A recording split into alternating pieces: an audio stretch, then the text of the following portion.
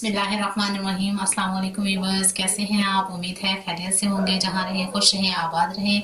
Welcome in cooking sky zone. जी viewers, तो मैं आज आपके लिए बहुत ही ज़बरदस्त सी रेसिपी लेकर आई हूँ। तो आज हम बनाने जा रहे हैं लीमू और सब्ज़ मिर्च का अचार। जी व्यूअर्स, कभी कभी नाश्ते पे दिल नहीं करता, तो अगर लीमू और मिर्च का अचार हो तो हम बहुत ही जो है इससे जो है नाश्ते का टेस्ट जो है वो बहुत मज़े का हो जाता है। जी, तो ये लीमू और मिर्च का अचार जो है दो तरीक़ों से डाला जाता है। एक तो आप खाली इसमें नमक डाल के, और एक जो है वो तेल के अंदर भी डाला जाता है। तो मैं दोनों तरीक़ों से आपको ये सिखाऊंगी। तो ये मेरे पास है कुछ लीमू और सब्ज़ मिर्च, और ये लीमू जो है इनको मैंने इस तरह से, ये देखें, दरमियान से 4 कट लगा लिए, इस तरह 4 पीसेस में कट लगा लिए हैं। और इसी तरह जो मिर्च है इसको भी हम सेंटर से इस तरह से कट लगा लेंगे, ये इस तरह से। तो सारी मिर्चों को जो है हम इस तरह से कट लगा लेंगे। और इसी तरह जो है वो लीमू है, इनको भी हम इस तरह से कट लगा लेंगे। और अब हमने लेना है नमक। तो नमक जो है इसमें अच्छी तरह से नमक इसके अंदर जो है वो भर देना है। आपने नमक ज़्यादा सा भरना है, और क्योंकि इसमें से फिर पानी भी निकलेगा, तो ये जो है वो इस तरह से बहुत ही मज़े का इसका टेस्ट होगा।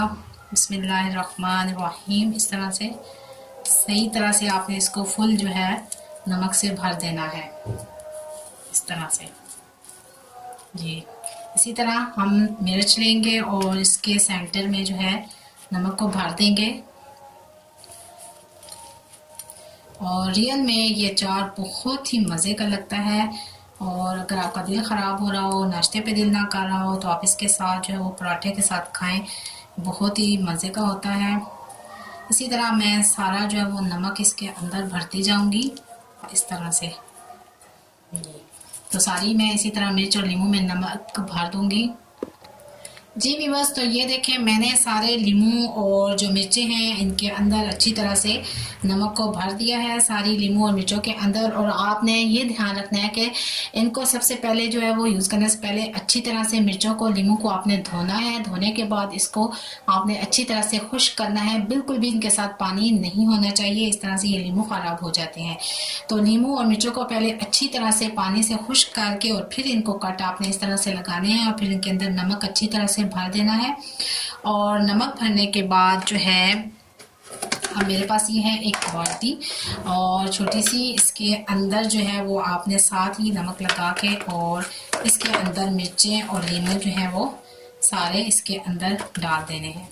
जी, ये देखें, साथ ही ये अपना जो है वो पानी, ये देखें, पानी छोड़ना शुरू हो गए हैं। और ये पानी का बहुत ही खट्टा सा मज़े का टेस्ट होता है। पानी समेत ही आपने इसके अंदर डाल देने हैं, इस तरह से।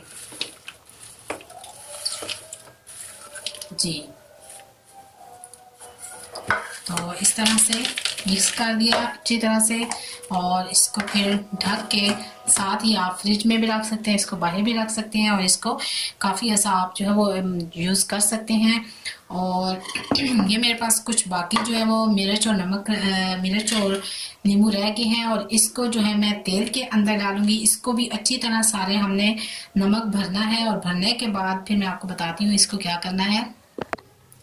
जी भी बस, तो ये देखें, बाकी जो मेरे पास लीमू बचे थे और मिर्चें, इनके अंदर भी मैंने नमक अच्छी तरह से भर दिया है। और इसका जो तरीका ये है कि अगर इसको मैंने ये तेल में डालने हैं, ये मेरे पास है अचारी तेल, इसमें मैंने अचार डाला था लेकिन अचार ख़त्म हो चुका है, लेकिन इसका तेल बाकी है। और इसके अंदर ये देखें, मेरे पास मसाला भी है कुछ अचार वाला। तो अभी मैं रात भर इसको जो है एक टोकरी के अंदर रखूँगी, इस तरह से। एक हम टोकरी लेंगे और नीचे रखेंगे एक प्लेट, और टोकरी इसके अंदर रखेंगे, और इस तरह से नींबू और मिर्चें जो है इसके अंदर डालेंगे टोकरी के।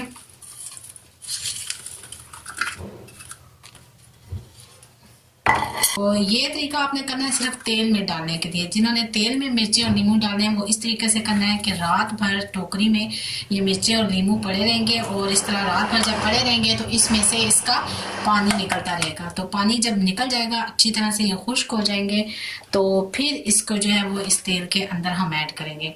अगर आप इसको इस तरह से नमक लगा के साथ ही तेल में डाल देते हैं तो इससे नींबू आपके ख़राब हो जाएंगे।